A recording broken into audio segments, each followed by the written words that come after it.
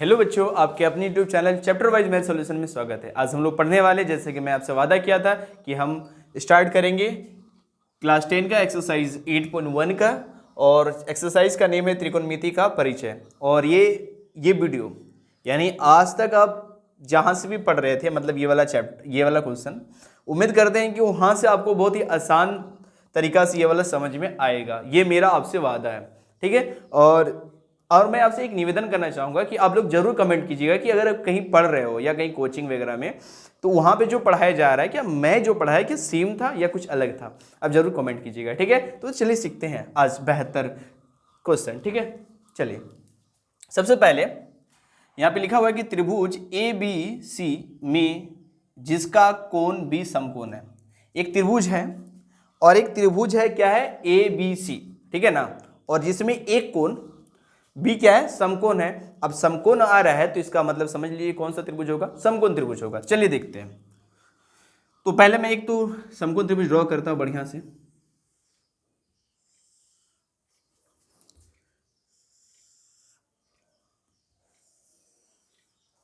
ये एक समकोण त्रिभुज है, ठीक है। ये एक समकोण त्रिभुज है, ठीक है, जिसमें से बोला है कि बी समकोण है। बी समकोण है मतलब बी यहाँ पे 90 डिग्री है। और ए बी का मान मतलब ए बी कितना दिया हुआ है, 24 सेंटीमीटर।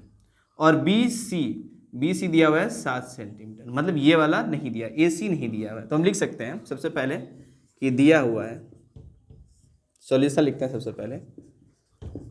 सॉल्यूशन जब भी स्टार्ट करेंगे तो हल लिखेंगे। दिया है ए बी बराबर, इसको हम ऐसे चाहे तो लिख सकते हैं। देखिए ये आपका, चलिए ए बी लिखते हैं। ए बी बराबर क्या हो गया, ए बी बराबर दिया हुआ है 24 सेंटीमीटर, ठीक है। उसके बाद बी सी बराबर दिया हुआ है 7 सेंटीमीटर। और हमको निकालना है क्या, ए सी बराबर 1, ये हमको निकालना है। तो पता है कि ये एक समकोण त्रिभुज में ये वाला भुजा क्या होता है, लंब होता है, और ये भुजा क्या होता है, आधार होता है, और ये भुजा क्या होता है, कर्ण होता है। तो कर्ण हमको निकालना है। तो कर्ण का सूत्र अब बताए, ये कर्ण है यहाँ पे। तो कर्ण का सूत्र क्या हो जाता है, यानी ए सी निकालना है। अब लिखेंगे अब पाइथागोरस प्रमेय से पता है क्या हो जाता है, ए सी स्क्वायर बराबर हो जाएगा ए बी स्क्वायर प्लस क्या हो जाएगा, बी सी स्क्वायर, ठीक है। अब आते हैं ए बी कितना आपका दिया हुआ है, 24 का स्क्वायर करेंगे, प्लस बी सी कितना दिया हुआ है, 7 का स्क्वायर करेंगे। तो 24 का स्क्वायर करेंगे तो कितना हो जाएगा, 576, और प्लस 7 का स्क्वायर करेंगे तो 49।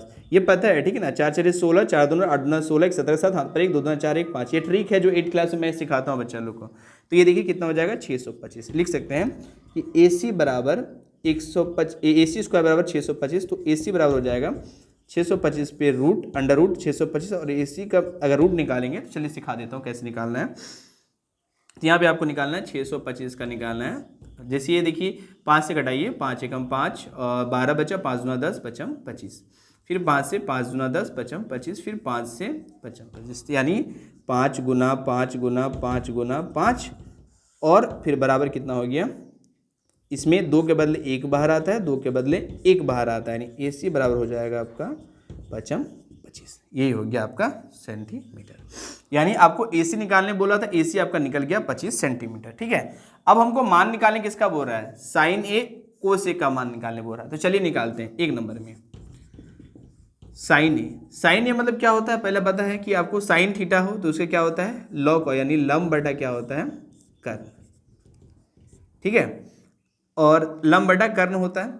और देखिए कोस ए लिखा है तो पता है क्या होता है, लॉग का भू का मतलब आधार बटा क्या होता है, कर्ण,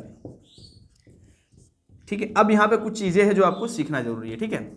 अब देखिए यहाँ पे बोला है साइन ए, यानी ए मतलब ये पोजीशन जो है थीटा के दर्शाता है, यानी ए थीटा कौन है, यहाँ पर ए है, ये वाला कोण थीटा है, ठीक है। ये वाला कोण क्या है, थीटा है। जब थीटा है, जब भी थीटा जो होगा तो उसके सामने वाला जो भुजा होता है, इसके सामने वाला, थीटा का सामने वाला भुजा क्या हो जाता है, लंब हो जाता है। उसके बगल वाला भुजा क्या हो जाता है, आधार हो जाता है। कब, जब हम थीटा के प्रोस्पेक्टिव से देखेंगे तो जैसे देखिए ए लिखा हुआ है तो साइन ए वाला कोण थीटा है, थीटा का सामने वाला लंब कर्ण सेम रहेगा, यानी केस में कर्ण सेम रहेगा।